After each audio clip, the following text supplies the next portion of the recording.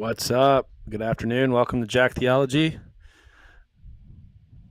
We Good to be are with you. Yeah. back. Good to see you, Matt. Better than ever. Good to be here.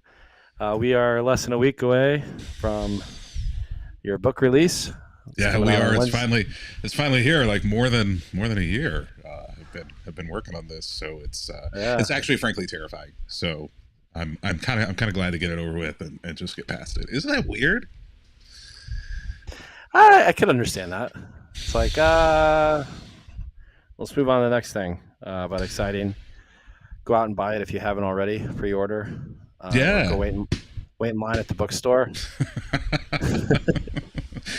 Yeah, I was wondering. I don't even know if it's going to show up in bookstores. Like I have no idea what to expect. This is all a new journey for me. But it's been fun. It's been exciting. It's been crazy. It's weird. Like to have it out there. I had somebody, an old friend who ordered one, and she was like, I'm not sure whether or not I should be on the launch team to pre-read it, because she said, I'm going to be honest with what I think, and I'm a very conservative fundamentalist evangelical. She's like, so I'm not sure you want me to and I was like, this is you're actually the target audience here. Like it's written to folks who are conservative evangelicals to help like explain this whole deconstruction thing. If you have doubts or questions, where do you go? How do you maintain your faith without falling away? So yeah, it's gonna be interesting to see how the different camps and groups of people read it and interact with it. Got one yesterday. Got a box of them in the mail. Nice. Yeah, so actually like sweet. have a hard print copy here, which is it's just weird to like hold it in your hand and to see it. That's awesome. Yeah. That makes it feel real. It's got to make it feel real. It does. It's very real. Well, I could tell you, having read it, that's right. Yeah, you read a very early version of the manuscript. That it's not as scary as your Twitter for people that are more conservative. Yeah, folks who follow me on Twitter are going to be like, he wrote this. Like this is this is not really abrasive. It's not like taking people to task. It's very different than his which actually the book is probably more me, honestly. Well, I don't know. What, there are two wolves. There are two wolves inside the man. One of them is Twitter. One of them is the other one is the guy who wrote who wrote this book. So there you go. Yeah. So go pick it up. Write a review.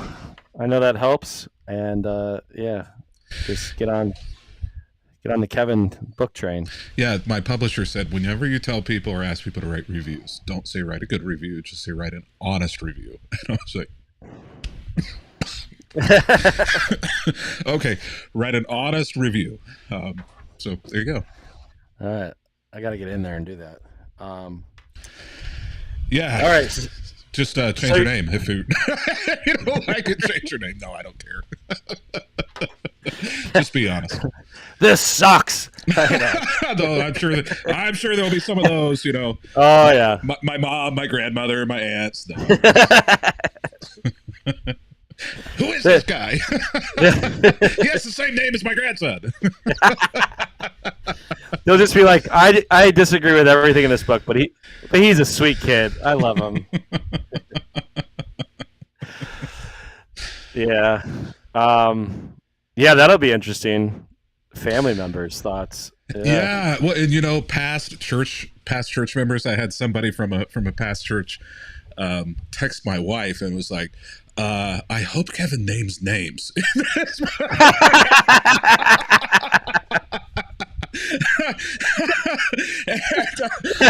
I laughed and I was like, I'm sure most of the sales are going to come from past churches, past people who have been involved. Like, what's he going to say? What stories is he going to tell in here? Yeah. They're not everybody in those churches are probably not going to buy the book, right? They're going to buy one. Somebody is, and then pass it around. But it's not that kind of book. I don't name names in the book. In fact, my wife responded to a person. She was like, he doesn't name any names in the book, and it's not that kind of book. And then my wife was like, that's a future book. Yeah. So that You will could be just that will be the sequel, I guess. you could just call it. You could call it that. Kevin names names. There you go. Kevin names names. Oh boy. Oh boy. Isn't that the fear Yeah. though? I mean, but that's the like whenever you interact with people, what is it, that old saying, like, when you're climbing the ladder, be careful, because when you come back down, you're going to pass these people again. And, I mean, I think that that's not just for pastors or for leaders or for CEOs. Like, you never know where your story or where your name or the way you treat other people is going to end up. Now, I'm not sharing any names or anything like that, but, there are going to be a lot of people, who read this book or read other books or like Yeah. other people get to write your story sometimes for you.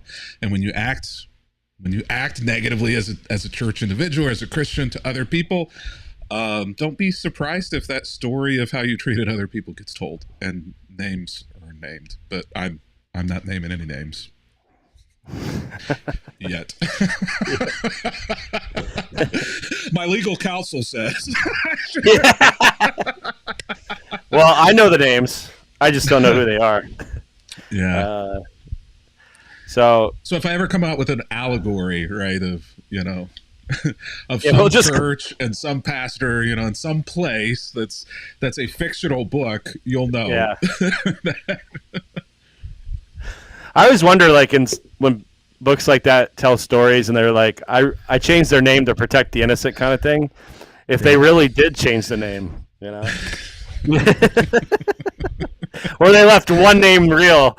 The guy or girl they really wanted to get at, you left that one in. But yeah, it's a battle, right? Especially for pastors. Like, you don't want to hurt the cause of Christ. You don't want to do anything to push people away from the church, but also, like, there's this tug within you, for honesty and for transparency.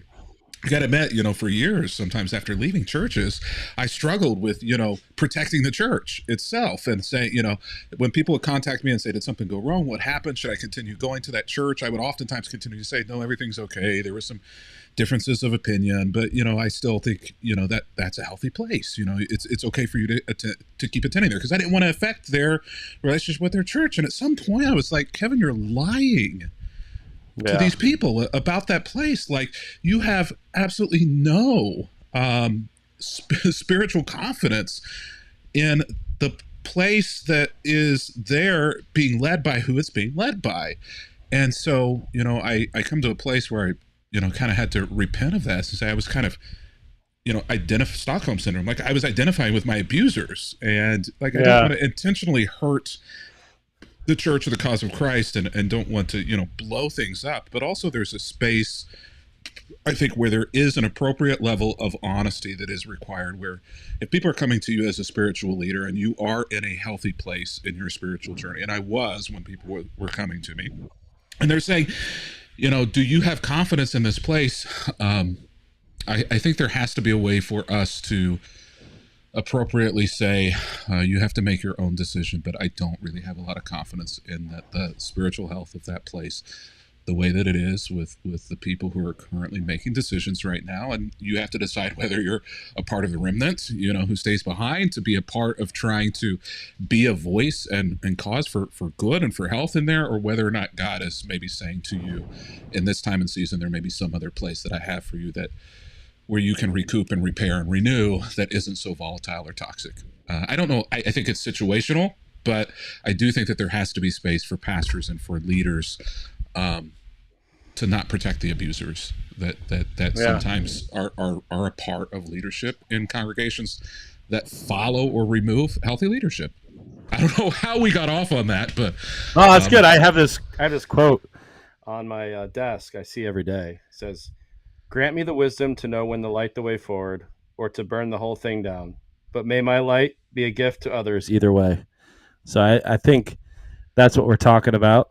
Is there's times where it may not be appropriate to burn the bridge, and then there's times where it might be appropriate, and you have to use your discernment on that.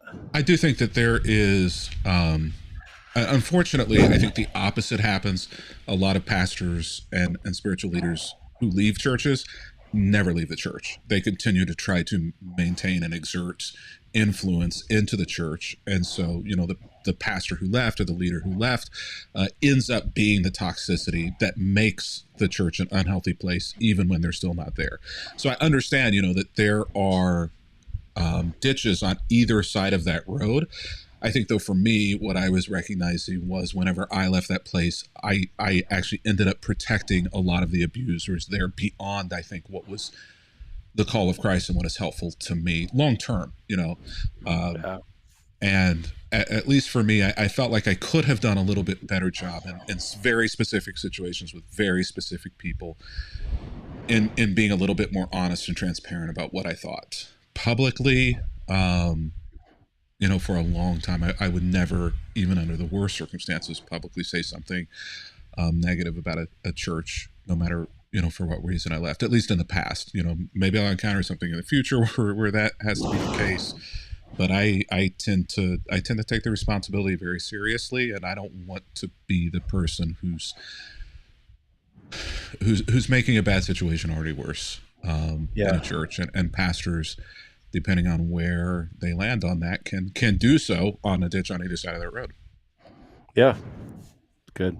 The historic faith is a conversation today. Have churches always wrestled, with this? Have pastors and clergy always wrestled with this, or is this a unique modern? Probably, I don't even know, but it feels. Well, yeah, I think it does tie in. Why the historic faith? Your book's mostly about that, kind of reconstructing your faith around the historic faith, and we broke those things down through this podcast and a series of podcasts. But I think, and so kind of why do we think that's the appropriate approach? Why do we think it seems to be a lot of folks who deconstruct gravitate towards the historic faith. And so I tend to think there's probably was some of this conversation amongst pastors thousands of years ago in different ways, but I think it's more prevalent. It's got to be more prevalent today because a lot of churches are centered on the leader, right? I think for me, a big reason why I've gravitated towards the historic faith is because it tries to be centered on Jesus and his sacraments, and not like a celebrity leader or not a CEO leader. And I think when you center yourself on a CEO leader or a celebrity leader, then those toxic political systems kind of, make their way into the church. Yeah, no, that's a good point. For all the downsides of a highly organized ecclesiastical church structure in Catholicism and Orthodoxy and other places, for all the downsides of that, I don't know that Protestantism, it's probably, again, to use the phrase, a ditch on the other side of the road. I don't know that, as you say, Protestantism is the cure for that issue, because the autonomy of the local church and the focus around, the pastor and the celebrity of the pastor is probably not healthy, and especially whenever you get into situations where there's unhealth or there's conflict between the church and the minister, or there's a lack of understanding and a way to go or how to handle some sort of a situation that's there. You got nowhere to turn. You're on your own. And essentially in Protestantism, even a lot of times in denominations, there are some denominations that are high control and have a very strong ecclesiastical structure. But even a lot of denominations, you're still kind of on your own. You're autonomous. There's some support there, but at the end of the day, they're not going to get involved in what's going on in the local church. And I think that as you say, can be a recipe for disaster in some ways. And so the historic church hopefully helps maybe us navigate some of those things that over the last 500 years the Reformation broke in some ways. Yeah. No, that's good. The isolation. So the historic church, there's a lot of authority systems. There's a lot of structures in place, which modernism, postmodernism tries to resist a bit because they want to isolate themselves. They want to be alone, autonomous, or thinking they could do it better. And I think we find comfort in kind of that historic structure, that we trust the leadership structure of the historic church. And obviously it's human. There's only one Jesus, but I think there's ways in which you can submit to, um, lack of a better term, the process better than just trying to be autonomous and do it on your own, or worship a celebrity, type person. So that's a big reason I think why the historic faith, because there's a lot of distrust. I think a lot of people deconstruct from evangelical faith because there's distrust from leadership, and we see it. Yeah. I mean, we just saw it this week, last couple of weeks with the big mega churches in Texas. Robert Morris and Gateway. Yeah. And Prestonwood's having its own issues, and boy, he's not leaving, but Howerton over in South Lake, not in South Lake, but on the other side. I think they're in Rockwall. He's off the deep end. You're seeing a lot of these celebrity people fall, and pastors fall all the time. Unfortunately, pastors are human, but that's not an excuse. But I think that we create an environment a lot of times where the worst is brought out of our pastors in the way that we treat them and require them to think of themselves and act and operate. It's just not a healthy situation. It's a little, I guess, maybe like the difference between me on Twitter and me in the book. Me on Twitter is a lot more influencer. It's a little more abrasive. It's sound bites, trying to get information and things out there in order to obviously build interaction and engage people, provide things that people are going to, hopefully be helpful. And sometimes, just to poke a cage bear occasionally. Yeah, I do that. But the book is very pastoral. It's written from the side of me that engages, deeply in ministry one-on-one with people. And so it's written from a totally different kind of side of my personality and who I am. And I think, unfortunately, for that, a lot of churches and pastors are encouraged, almost needfully, a requirement now is to be more like a Twitter personality, more like a Facebook person, somebody who, is going to be kind of TikTok famous and build that audience and have a voice and be able to do all of those things. And sometimes those things are in opposition or exclusion to things that are a lot more pastoral, which I think the church is crying out for pastors who are pastoral.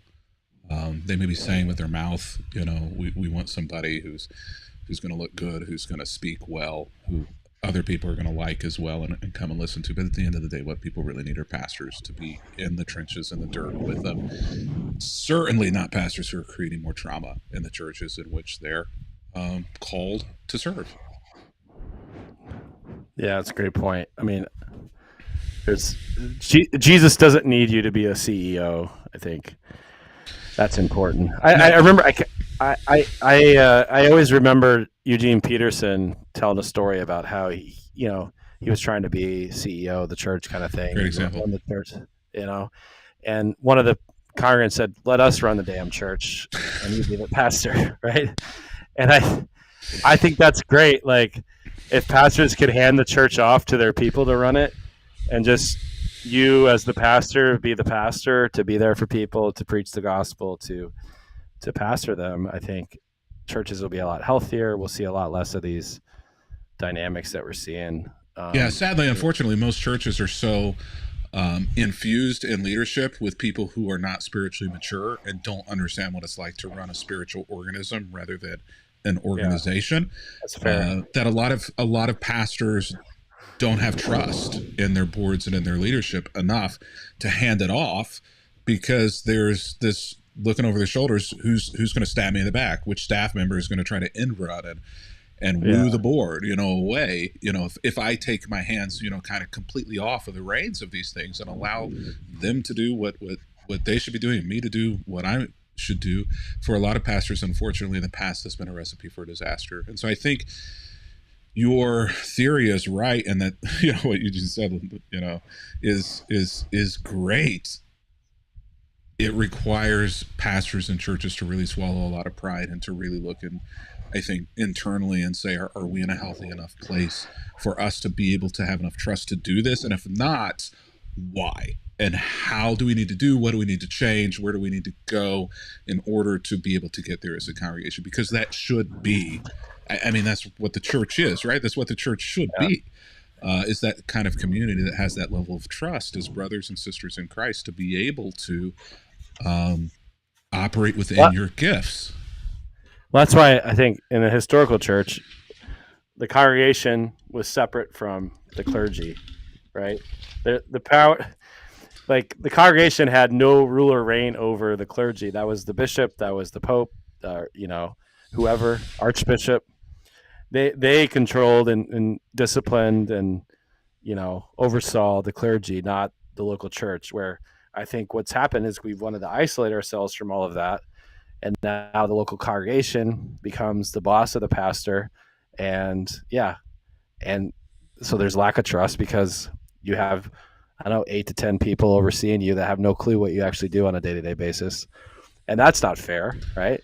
And so there's a power struggle, and so a lot of pastors have set themselves up that they're the boss, they're in charge, and for good reason, like you pointed out. I think those are good reasons. So I think that's a great reason to go back to kind of the historical way of doing things and grounding ourselves in that. And so pastors and congregations allowing pastors to submit themselves to an authority structure Yeah. outside the church, and churches being okay with that. Yeah, and a lot of churches are actually setting up their, even Protestant churches that are fully autonomous some of them are starting to set up their bylaws and their boards in this way, where even though their pastor is essentially hired by the church, the pastor reports to a spiritual advisory board or something that is outside of the church. So, the church elders, the church board, the deacons can't ultimately fire or remove a pastor. It has to be this group of people, that's agreed upon who's on it, how they're filled, all that, outside of the church. Is that the best mousetrap? I don't know, but I think it probably is a better mousetrap than what you're speaking of, where all of the power over the clergy is held in the local church by people who are not pastors, who are not trained, who really ultimately have no idea what the call and responsibility of the church is, and if they do, oftentimes they're wrong because they listen to the influencer, right? Their favorite idiot who wrote a book. No offense, Kevin. Or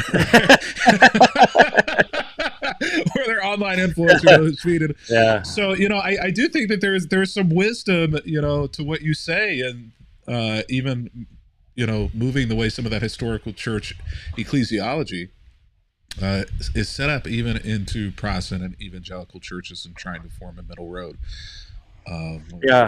My denomination tried. I guess they still try. I'm just not part of it anymore. But yeah, it used to be where our district superintendent, as a senior pastor, was technically, we could only be removed by him, and he would only remove the lead pastor in consultation with the board. So there was that layer of difference. Did it work? I think it was a healthy kind of compromise. So that the pastor didn't feel like, he felt like he had an ally that understood what he was in, right? Through the superintendent, and then I think then the board still felt like they had some sort of authority in their church as well. But yeah, it's fascinating. All of this conversation, how long have we been talking? 20 minutes or more. It all revolves around power, right? It all revolves around authority. The conversations that we have, unfortunately, in at least U.S. American churches especially, always are centered on power. Who has it, who doesn't have it, who has too much of it, what they're going to do with it if they have it, and it's exhausting. And no wonder so many people end up walking away from church or end up with church trauma because of so many power struggles that happen in churches that the congregation gets caught in the middle of. Yeah. And I think that's so important because the historical church, they did the best they could with the tools that they had to center all that power on Jesus, right? That was the goal. And I think that's the goal of your writing, is that we center ourselves around Christ, that we center ourselves around these ancient practices that help center us on Jesus.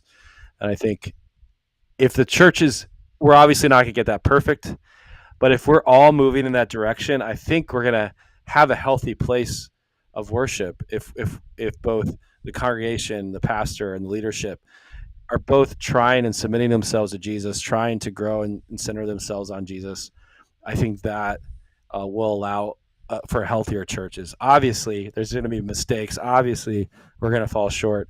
I was at lunch with the pastor friend today, and he's like, I was just venting a little bit about ministry and all this stuff, and he's like, "You mean we can't?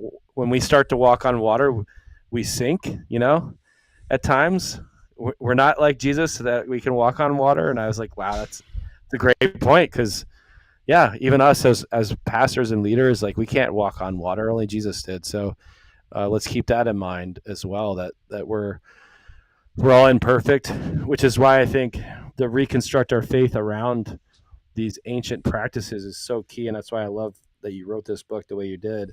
And I always ask the question, and it's like, why do we think, or why does the neo-reformed evangelical think that over the last 150 years we finally got it right? Like for 2,000 years, the church didn't get it right, but all of a sudden, our reading of John Calvin, our reading of these reformers, we got it fixed, right? We fixed it, and I just see that out there so prevalently. And I actually saw a tweet the other day, and I think your book coming out is perfect, because there seems to be conversation around this. Is like, why do so many people who deconstruct go back to the ancient faith? And it's like I think it's because we realize evangelical, neo reformers like don't make any sense. It's not rooted. It's so bland. It's so not rooted in historical faith. And even you want to go to the fundamentalists, it's not even rooted in scripture. It's not even, it's rooted in very social constructs that have been developed over the last 150 years. And so I think a lot of people deconstruct because they realize this is bogus. This isn't right. And I think I always think, well, what makes you think you finally got it right? Like, and that's a very modern mindset. So you can even like process that through a modern kind of philosophical lens. And it's like, well, that's what the Industrial Revolution thought. So we finally figured out how to rule the world the best way ever. And I think the church applied that as well. And I think it's laughable, honestly, that's that way. So I think that's a big reason why as well. It's like the ancient faith is more rooted. It's more grounded. It's I don't know. It's got grit to it. It's tangible. It makes sense. Yeah, well, it's been vetted. Let's say it's been vetted for a couple thousand years. It's older. A lot of the things that were practiced up until the Reformation, the folks who designed those systems, that creativity, those ways of passing on the faith, were people who were contemporaries with Christ, or people who were one step removed, who were disciples of the disciples, and so a lot of that was created by people who were one degree of separation, away from the words that you hold in the New Testament. And along come the reformers, who probably a better word is the destroyers, who went in and destroyed everything but the printing press, that had made the church for 1,500 years. And so their reason for doing that was essentially, I think, because they were saying, this is all about power and control and authority, and the church, all of this has to be destroyed or deconstructed, right, in order to reconstruct something new. But what they ended up doing was deconstructing all of the beauty, all the tradition, all the depth and the gravitas, that came along with these things. And they became iconoclasts and threw everything out in order to keep one thing, the word, which I think they were doing in a lot of ways out of the right heart and the right attitude, but they didn't see all of the dangers and all the pitfalls and all the ditches that would create. And so I think, the church has been in adolescence. The Protestant church has been in adolescence for 500 years. And a lot of people are now waking up from adolescence. They're in their 20s, they're in their 30s, they're in their 40s, the church is. And so are many people who are waking up and saying, maybe something is missing. It's a little like, for those of you who have a grandparent's house that was a positive place for you as a child. Returning back to that land, returning back to that place, even if your grandparents aren't there anymore, there's a rootedness that you feel whenever you're there, something that draws you back to that place. For others of us, it may have been an elementary school, it may have been a hometown, a place where we live, where we grew up. But most of us, I think, have some place in our past that we're drawn to and that we have very affectionate feelings for. When you're going through adolescence, you throw all of those things off, right? I don't need that. I'm going to go explore on my own. I'm going to experience the world. And at some point or other, you wake up and you realize, hey, my grandparents were amazing people. My parents weren't that stupid. These places, this small town that I grew up in, that I wanted to get the hell out of. Actually, there are some things there that ground me and that root me to something deeper. And I realize now that I need that and I want that. And I think that a lot of us, to port that over to the church, are realizing that now in the church. We're looking back on a lot of these ancient things in the church, and we're saying, yeah, I grew up thinking that these were counterproductive. These ancient rhythms, these ancient ways of doing things were counterproductive to my faith, or that I didn't need them. And now I'm kind of at a place where I'm looking around me at the state of the church and the state of my life and the health of my spiritual journey, and I'm saying, you know what, this isn't cutting it for me. This 30-minute sermon on Sunday from an influencer behind the pulpit, all of this, let's draw people into the church, let's get more people to attend, come to our small group, come to our event, go do this, go do that. It's just, it's not filling the spiritual tank the way that we feel like it should. Well, yeah, there's so much you said there that's beautiful, that, the rootedness, I think, is important. The classic evangelical church isn't rooted in anything other than their opinion about Scripture, which they would say they're rooted in Scripture. But I think, a lot of folks learn over time that it's like, well, that's one man's opinion or one minor view of the Scriptures.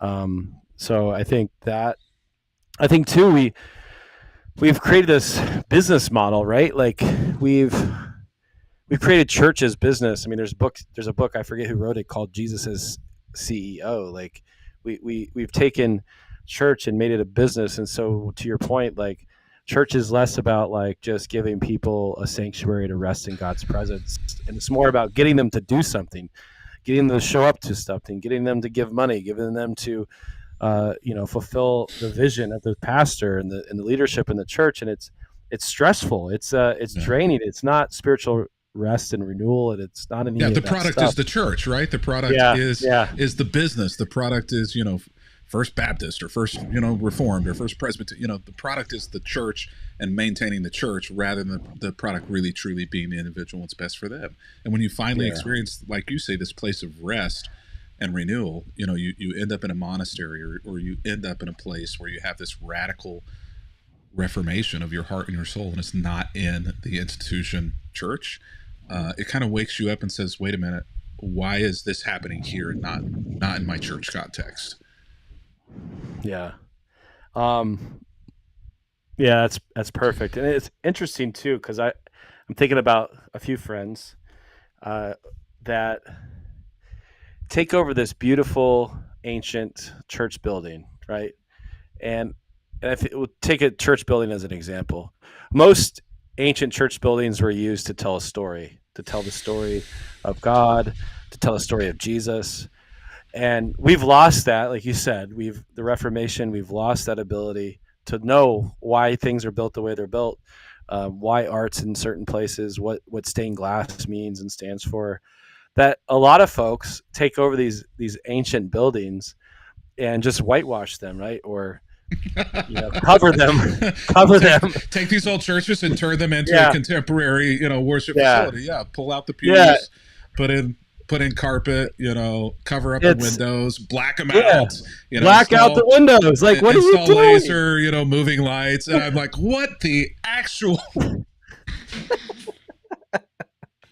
That was Twitter, Kevin. What? Yeah. There you saw. Let's bring back this, Kevin. Okay.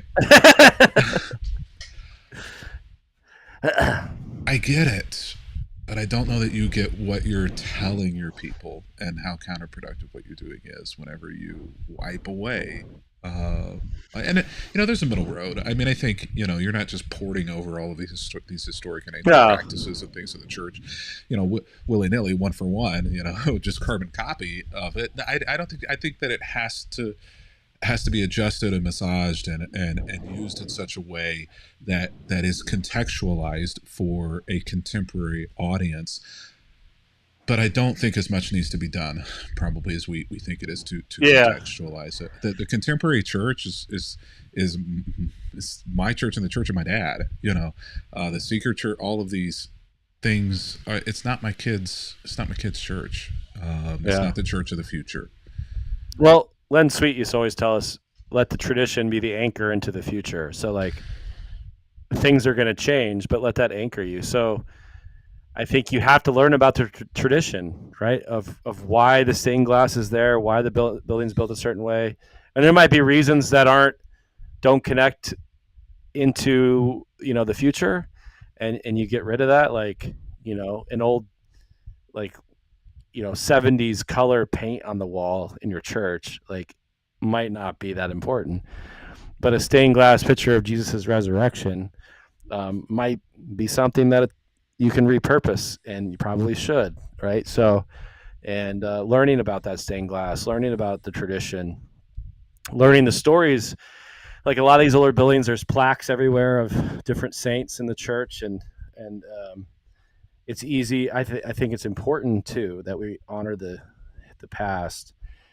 And so learning stories of these families, even if like a lot of times these church buildings have been empty or the original church is no longer there, but the best you can, maybe learning some stories and highlighting and using those stories for your people that are meeting in those pews or chairs or what have you today could be very valuable and important. I've been learning about the history here of my church, and just like, and in my story, like it's fascinating. So I don't want to get too much detail and name names, but like, are you sure? There's I did a funeral recently for an older family. The son was 82 and his mother had passed, and so I was doing his funeral or her funeral. And he was telling me he grew up in this church, and he was telling me stories that his mom spent her whole life at his mom spent her whole life at this church. And they were telling me some stories of stuff they were dealing with 50, 60, 70 years ago, and not much has changed. And so then I was fascinated in like, how did the pastor act? What was the pastor saying around those times? And it sounded very similar to things that I'm dealing with. And so like for me, that was like a meaningful conversation and like actually empowering. And I've been sharing it with some of our leaders, and they feel empowered that like, hey, maybe this has always been the call of St. Paul's and what God has always wanted us to do in this community. And so if I never got to know those stories of those people, like I would never know that. And that can be kind of inspiring into the future. So don't ignore tradition. Don't ignore the kind of the ancient ways. I think, the Protestant evangelical church, we tend to do that. And I think, and I think we're having a reversal of that. So what is it? Lynn Sweet says we don't know the story, and I think it's just so powerful what you've said. To learn the story and to tell the story of the church, especially older congregations, more historic congregations, going back and telling the story is powerful. Even a lot of newer congregations, in evangelicalism, church plants and things, oftentimes get in this habit. They tell stories, but oftentimes it's a story of people who are immediately being baptized, or the story of how many people came to this event, or what success they had here. And they will even oftentimes, unless it's the founding pastor who's still there, oftentimes it's the founding pastor will many times do this because they know the story. But even newer churches, I think, have stories to tell, and the stories that you tell are important because they tell about what you value. And so that is what I think is so powerful about either an older congregation or historic congregation or newer congregations, is we're all telling stories of something. And whenever you and I made the joke about whitewashing or blackwashing a historic facility in order to get rid of all of the art and make it look contemporary with moving lights, and that's telling a story.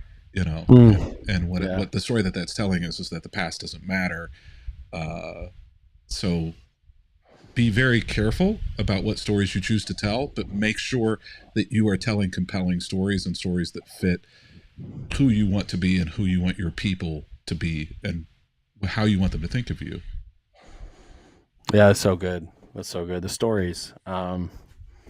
Yeah, and but evangelicals, we talked about this some in a previous podcast, but like the stories of the saints, like we've kind of lost that, where the historical church told every week told the story of the saints, that have gone before, and yet we seem to throw that out, and I think, The yeah, liturgical those, calendar, the liturgical calendar yeah, is telling the yeah, story of exactly, salvation history, right? yeah, Through scripture. perfect, So yeah, even the rhythm of the church year, whether you're on the 3-year lectionary or whether you're on the 1-year lectionaries, is telling the story over and again, and it's yeah, creating that rhythm. And so I think so much, in reconstruct your faith, and in my book, so much of what I think compels you and compels me as well about the historic church is that there is a rhythm of telling the story in ways beyond just the sermon that embeds itself in people's lives in ways that just the pastor himself or herself can't do, and a 20-30 minute sermon can't do either. And the church has lost that, and there's so much beauty and power in these old ways and these rhythms to form people spiritually. We have to resurrect these things that we have destroyed and that we have lost primarily through the Reformation, which was a deformation, frankly, of mm. 2,000 years of church history rather than a reformation, sadly.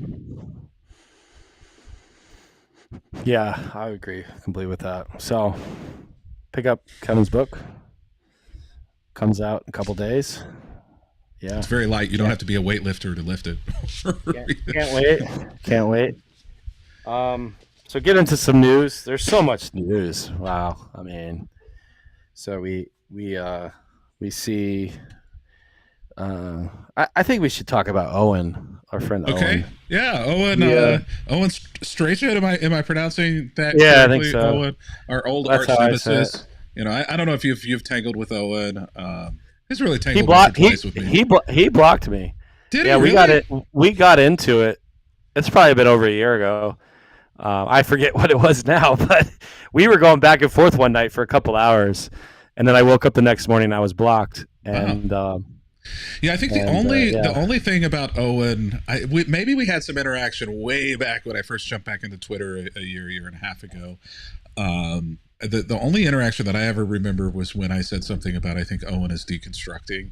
oh yeah, and, yeah, and Owen was like, "I'll never deconstruct something like that." yeah, yeah, What I mean, it wasn't bad, the interaction, but he yeah. definitely was like, "Yeah, no." No, no.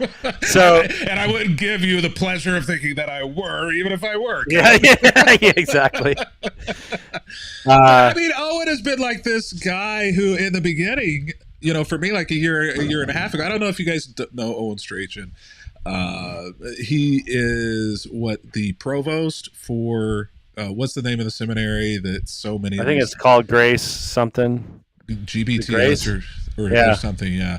G3, the G3 conferences and all, did that come out of this seminary? But they've been tied together. Owen has kind of run in and been kind of the golden child and the poster boy for a long time of this neo-reform group of people who Yeah. have been kind of at the center of Christian nationalism conversations, are kind of at the center of this Doug Wilson in Idaho Christ Church, kind of not just Christian nationalism, but also literally racist, literally Kennist, literally oppression of women, trying to create almost, I hate to say David Koresh, but like trying to create this Yeah. utopia in Idaho. Yeah. There's now one, I think, that's being built in Appalachia, in Kentucky or Tennessee or West Virginia, somewhere in there.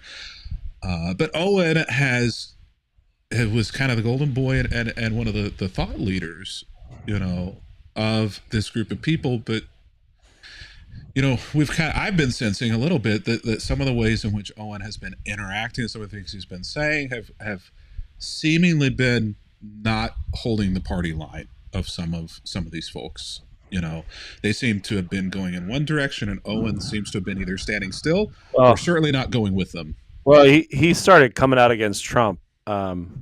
He started making some tweets about not voting for Trump. that's not So gonna that's not yeah, gonna make yeah, some people happy. You know, that you might as well yeah, give the middle finger to Jesus if you're not gonna vote for Trump, right? I mean, for yeah, some people, yeah, it's yeah. For most of his backing, his echo chamber, if you will, that's where they're at. So to come out against that is anathema to them. yeah. So So Owen's like a yeah, Franklin Graham, yeah, a little bit character on this side of things. Like he's, you know, his name is very well known. His star very high, you know, or was in these groups of people. So you know, imagine somebody the likes of Franklin Graham, you know, beginning to distance themselves from Trump, or begin to distance themselves from kind of the conservative group, you know, that they've been a part of and a leader of. yeah. And around COVID too, he was in support of George Floyd and the Black Lives Matter movement. He backed. I think that's now that I recall. He backed off of that. He became anti woke. But Yeah, he wrote in a book in even, 20 right? Yeah. yeah, in 2020 he was on Twitter, very active against racism, and had a lot to say. And then eventually backed off of that and went the opposite way. But he seems to fluctuate a bit. Which I'll And I think say, I mean, yeah, you and I have talked about this a little bit. yeah, I have a lot of respect, honestly, for that, because one of the things that frustrate the heck out of me is the toe the party line on any side, on a left side, on a right side, politically, theologically, that you either go with a narrative, the party narrative or the theological narrative, wherever it goes, and you don't dissent, you don't push back, you don't publicly ask questions, or take a different opinion on any view. You're either with us on everything all of the time, no matter how neurotic it is on one side or the other, or you are against us. You're outside. And what I have respected about Owen more and more is that Owen was willing to, respectfully to me at least, dissent here and there with the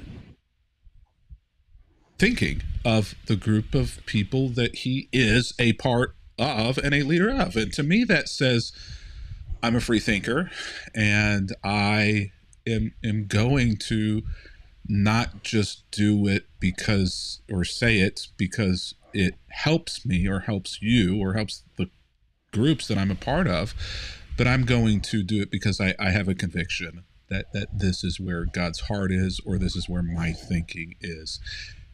And I could disagree on 99% of stuff with somebody like Owen, but if they're willing to publicly dissent in that 1% area, I have a lot of respect for that. Um, I guess maybe because I understand what happens whenever you do that. You know, yeah. you I respect him. you get pushed out, and so I'm Yeah, willing to give a lot of grace to, you know, a person like Owen's extreme views in some areas, because I understand that they're willing to dissent publicly and admit whenever they aren't that. And we're complex individuals. So I guess I'm just saying I have a lot of respect for Owen, even though we might disagree, and I'm sure he would disagree with me on a lot of stuff. You know, whatever, great. But he's willing to call it like he sees it publicly, and that takes a lot of guts in today's world. yeah, and he stands up to these knuckleheads that are spewing hate, and he's willing to use his voice to come against them, which I can respect. Like you said, I think I respect him for that. And Owen and I, we had our tough tussles, but whatever. It's whatever. I tussle with a lot of folks. I'm disappointed he blocked me, but I can still comment from Jack Theology, which I do occasionally to him. But yeah. So Owen, did he lose his job at the seminary? You know, that's not the way it was written. You know, Okay. being a pastor and having seen behind the scenes and then publicly what gets said, Owen is going to, sounds like a parachurch organization, from his provost position at the seminary, which, questionable, frankly. The seminary, I don't think it's accredited. I think it's kind of whatever. But Yeah. is kind of one of those central places where these neo-reform, highly nationalist, um, racist, Yeah. misogynist, patriarchal people are gravitating to. Owen is leaving that position now, whether it's of his own volition or whether it's because he's kind of being pushed out. I don't know, but it certainly sounds like there's a story there, and I haven't seen Owen's name attached either in him promoting them or them promoting him for quite some time. So I think probably the feeling is probably a mutual blessing of parting of ways, no matter how it went down. But Yeah. the line has not been that I've heard or read that he was fired or let go. Even if he was, they're at least letting him tell a different story. Yeah. There's always more to the story. Yeah. So, yeah. So there's a lot of stuff, and there's going to continue to be a lot of stuff related to that nationalism and Trump and heading to Well, the this, election. can I say one more thing on this? This is one Yeah. of the things that frustrates the daylights out of me about, especially Christian evangelical, but in general, just Christian education and the direction that it's moving, is to have less and less and less open-minded or honest conversation or discussion or dissent within the university, within the teaching. There are Bibles out there that are considered confessional, which essentially means that the Bible itself has been translated into English in a way that confesses a certain doctrine rather than is, kind of reflecting precisely or correctly what the words actually say. The ESV, the English Standard Version, is one among several interpretation or translations of the Bible that is considered to be confessional. It's why you'll see so many people of a certain mindset utilizing the ESV, is because it's written in such a way that doesn't offend their sensibilities with what the text actually says in Greek and Hebrew. So the English softens it in such a way that makes it palatable and non-confrontational to them.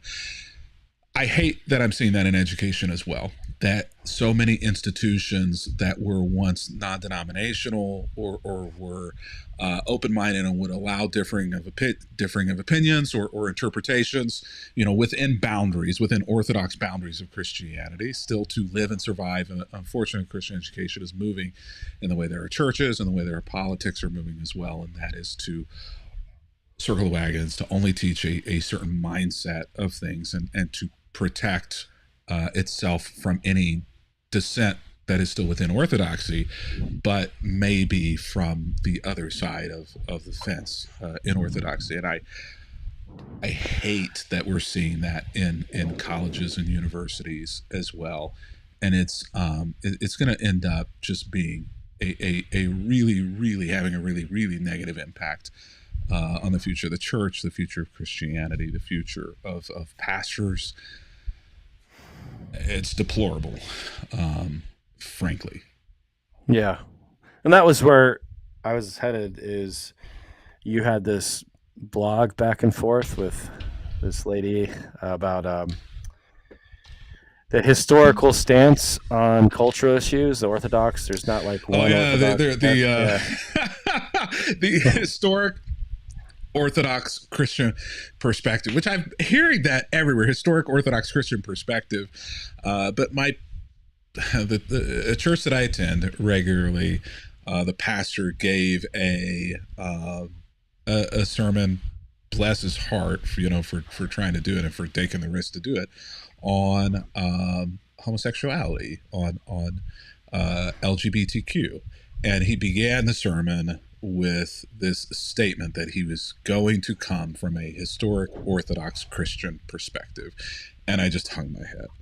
I was just like, I know where this was going, and it's where it went, because whenever people say that, they're creating this framework that kind of implies that the church has always believed one single thing to be true, and everything else that deviates from that is false for its entire history. And it also implies that orthodoxy is very narrow, in that, you know, you can only believe a certain very limited set of things, and that Christianity has always believed these set of things are the only things that can be believed, and everything outside of that is unorthodox. And I just kind of took it to task a little bit and said, this is not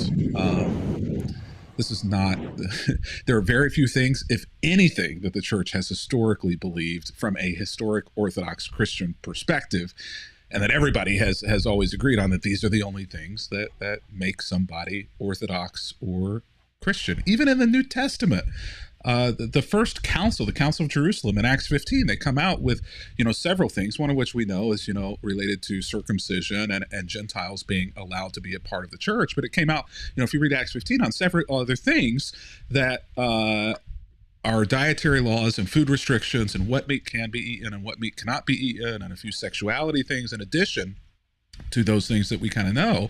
Well, if you read 1 Corinthians chapter 5 and 6, if you read, or actually I think it's 12 and 13, if you read Romans chapter 14, Paul actually ignores and disobeys several of the things that came out of the Council of Jerusalem.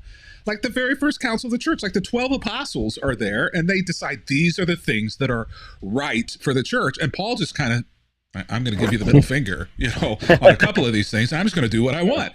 And so if you're reading it, you're just like, even from the very beginning with Paul and the apostles, there was not a historic Orthodox Christian perspective that everybody agreed on, even the apostles. And so, that was a very long intro to the conversation. Yeah, well, especially on the social issues. And I think cultural topics. That's where you were headed with the schools. Like, and I'm in agreement. Like, why can't at a seminary we discuss Gay Pride Month? Why can't we discuss Juneteenth? Why can't we discuss these things theologically? Whiteness culture comes up a lot as well. But certain seminaries, certain schools do not want to discuss it. And, you know, they even go so far as if teachers do bring it up in discussion, they're fired and removed from the school, which is not education. I mean, education is engaging with different ideas. And different ideas, and it's ridiculous. I think it's off base, and it leads to, you know, indoctrination of views that are skewed. And rightly or wrongly, you know, like homeschool, there's this joke, rightly or wrongly, that homeschoolers, you know, are insulated intentionally. That's why some families, not every family, but why some families homeschool is to protect kids from the world and the ideas of the world. And then they get out in the world and they get into the science class in college or something, and they realize, hold on, what I was taught, there's actually more data, there's more information that doesn't just press against what I was told, but actually kind of refutes in an irrefutable way the things that I was told, and it causes a breakdown because they were lied to in what they were taught in science class and in homeschool a lot of times. And the same thing, I think, you know, that you're pointing out happens as well to pastors. If you're in a seminary or in a Christian educational institution and you are teaching something in such a way that you are ignoring what other interpretations or other ideas are saying, like you said, that list you just gave, or you're lying about what the other side believes and what they're using as evidence biblically or experientially to prove that to be false, or to prove their way of thinking or their interpretation to be true, it's pastoral malpractice, it's educational malpractice. Your graduates are going to get out into the world. Eventually they are going to encounter a situation or a problem that they are not able to handle because they have not worked through what they think or what the Bible truly actually teaches in a place that is a place of safety. And now they're having to do it on the job. And one of two things is going to happen. They're either going to handle it wrongly or incorrectly and cause a whole lot of problems that could have been avoided had they known, or they're going to fall away from the pastor or fall away from the faith because they were not well trained to handle opposite viewpoints, because they were lied to about what the opposite information and data is. Yeah, it's not learning, really. It's not education. Education's always dialogue, always engaging the opposite viewpoint. Yeah, so that's out there. And then one of the things somewhat related to that that I see happens to you a lot and happened to me recently is this idea of like like I was called a Jesus juker, right? So Which what does that even mean? I don't know. Or like love your neighbor. They would accuse us of telling people to follow Jesus and love their neighbor, which is hilarious, right? Like, well, isn't that what we're supposed to do? And then so we get called names like this that we're leading people astray because we're just pointing them to Jesus and love and compassion. And their whole thing is, well, you don't really love somebody unless you tell them they're a sinner and going to hell, right? Um, and I think you had a tweet about it, and I was engaged. I saw it, and I was like, and I was thinking back over the last couple of years, and it seems to happen a lot where it's like, of course you're going to tell us just to love our neighbor, of course you're just going to tell us to follow Jesus, and it's like, well, isn't that what we're supposed to do? But like all of these, because they've been indoctrinated, Yeah. they haven't been taught about Jesus. They haven't been taught about his ways. They just been taught that women should be silent in the church. They've just been taught that gay folks are going to hell. They've just been taught these things and they spew them out. They've been taught that, white people, white culture is the way. And so it just reeks to high heaven. And then when somebody points, really, we don't even point to Jesus. We just show a mirror to Jesus in the scripture, and they freak out and call us names, yeah. and oh, you got pronouns in your bio and all of those things. And so I don't know where I was headed with it, but it's just there's not a true understanding, I think, really of Jesus and what the text says, and a lot of people have been indoctrinated into a way of thinking rather than into a way of life, into a way of living. The way of Jesus implies not a doctrine, but the way of Jesus is a way of living in the world, which is why love your neighbor is so important. Jesus didn't, that we know of, write anything other than maybe once in the sand, and even that story is in question as to whether or not he did that. And so we have this idea that the Christian life is a Christian life of perfect doctrine, but whenever you read the Sermon on the Mount, whenever you read in Luke 14 what Jesus' mission was, to free the captives, to heal the sick, there's no doctrine really that comes out of Jesus' mouth, or no requirement for doctrine. Well, you have to repent, go and sin no more. Well, repent doesn't mean go and sin no more. Repent means change the way you're thinking about something. That has nothing to do with sin, and they're not tied together in Scripture the way Jesus uses it. We'll go and sin no more. Yeah. Okay, well, how many times does Jesus say that? We said it to everybody he interacted with. You clearly haven't read the New Testament. No, he doesn't. Yeah. He says it twice, and one of them is from a story that never happened, or if it did happen, it was added centuries later to the text. It's not original to John.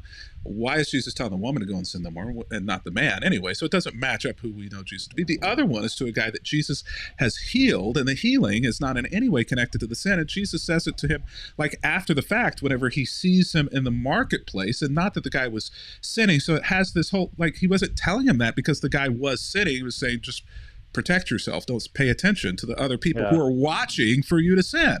So we just have this completely and utterly errant view of Jesus, and it's there's something about loving your neighbor. There's something about the call to put justice and mercy and humility above correction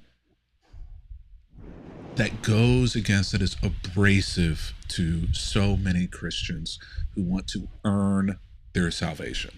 And feel like you have to earn your salvation as well by being correct or through behavioral modification. And the linchpin to that is hell.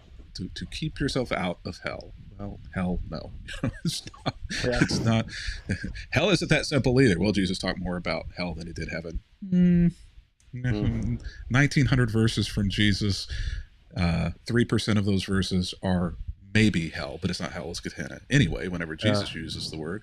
And 10% of those actually were heaven. So go back and do the count. Somebody said to you he talks more about hell than he does about heaven. Well, again, you've not read the New Testament. You've just listened to some idiot who said that to you, and you just became an idiot by repeating something an idiot said that wasn't true.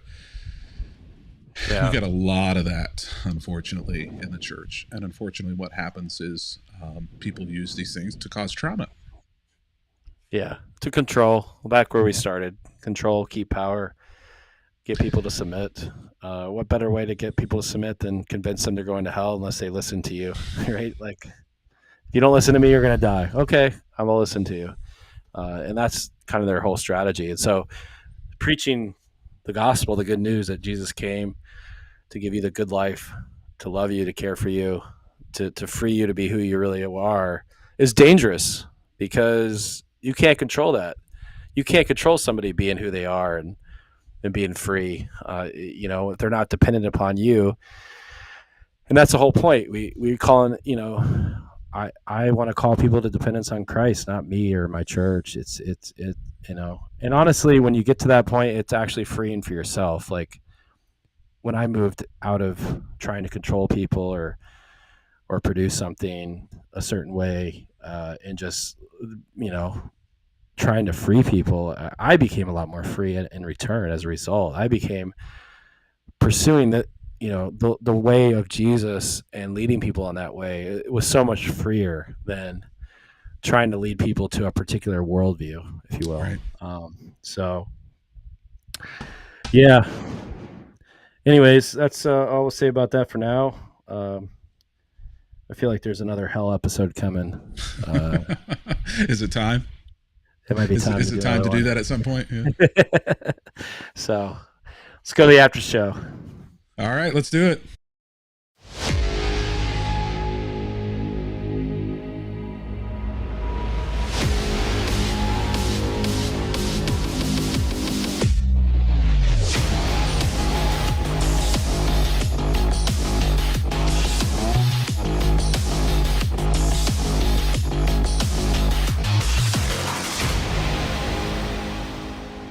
All right, here we are in the after show where we talk about fitness and how things are going with Matt and I. So, we took last week off, so I wish I could say that I was doubly far as I should be, but I don't know.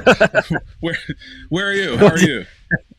I've been maintaining the weight loss, still about the same. I lose a couple of pounds, gain them back, kind of thing. Last couple of weeks, it's been an up and down, like social calendar with the end of school and everything. But I feel good about it, and staying consistent with the working out, feeling stronger, more jacked, as we say. Yeah. Still doing the bodybuilding. I've been pretty consistent on that. The more weightlifting, destroying one muscle group per day kind of thing. Nice. So, yeah. Kelly's been noticing, so that's good. Yeah.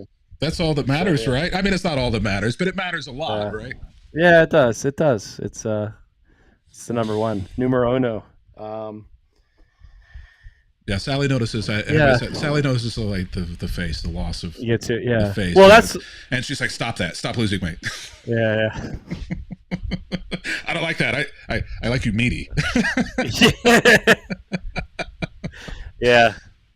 Yeah. Some of it. Sometimes it's jealousy from Kelly. Is like because I think generally speaking, men can lose weight and get fitter faster than women, especially at our age where we're at now. So I think some of it's frustration. Yeah. But yeah. So yeah, I guess overall I give myself a B minus since 2 weeks ago, somewhere around there. But yeah, I had some ups and downs over the last few weeks.